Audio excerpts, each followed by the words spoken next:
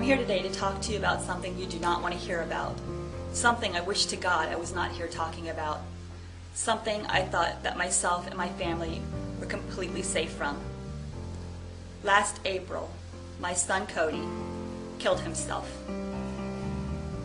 He was just finishing his second year at University of Florida in mechanical engineering, getting ready to come home for summer break, telling all his friends how excited he was.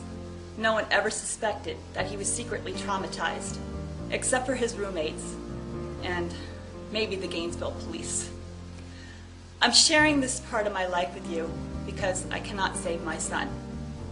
It has taken me several months to realize that no matter how angry I get or how hard I try, he is not coming home.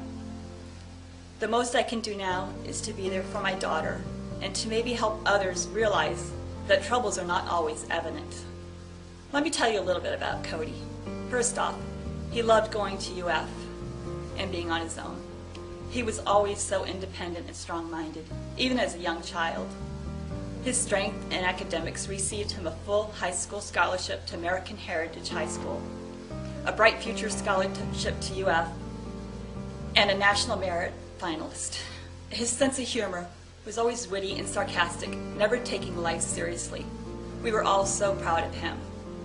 I always believed that he would make the right choices for himself. Well, being human, Cody made a mistake, one that he felt he couldn't live with. Now I'm going to let him tell you about it in his final letter, and I've asked his best friend, lifetime friend, Nick Aslanley, to read. I will follow with my response letter. My hope in sharing my family's personal tragedy is to try to spare another family this heartbreak. To Mom, Dad, and Hannah. I have no idea how to put into words all the things I want to say to you. I love you more than I could ever hope to express, even if I was never very good at showing it. Even if my actions now seem to suggest the opposite. If I had known 2 weeks ago that I would be doing this, I would have driven home and never left.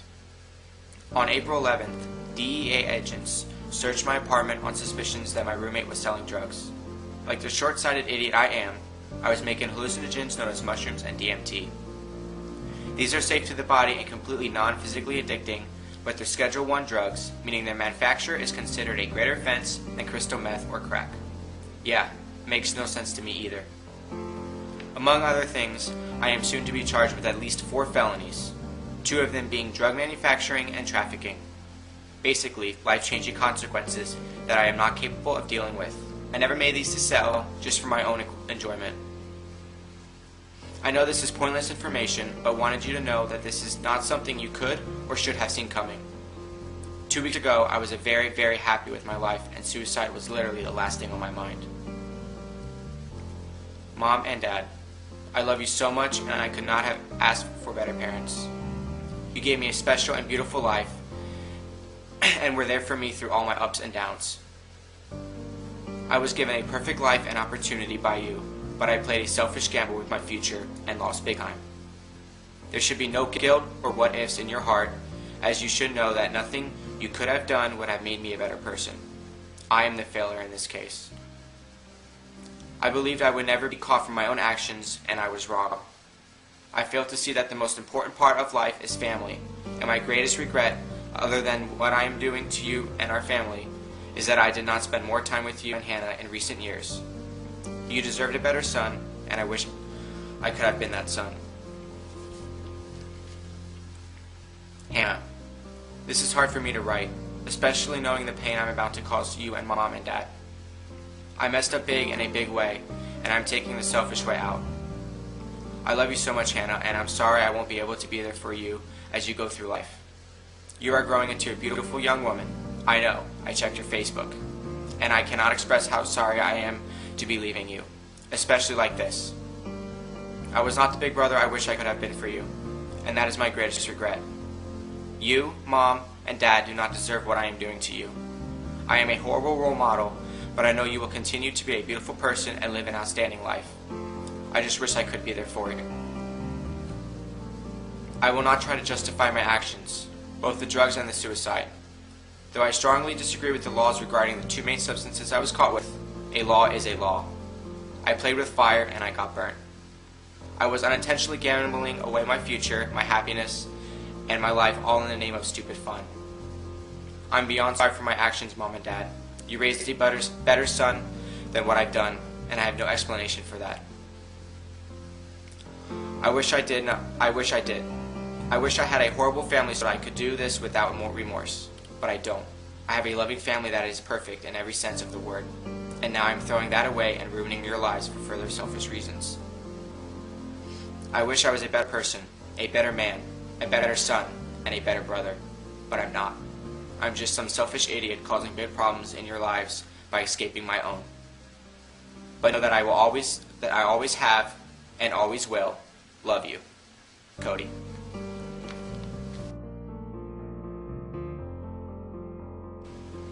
Dear Cody, I want you to know that I forgive you for taking your precious life away from us. I understand that you are in such a dark place that you could not find your way out. If only you would have reached out to us.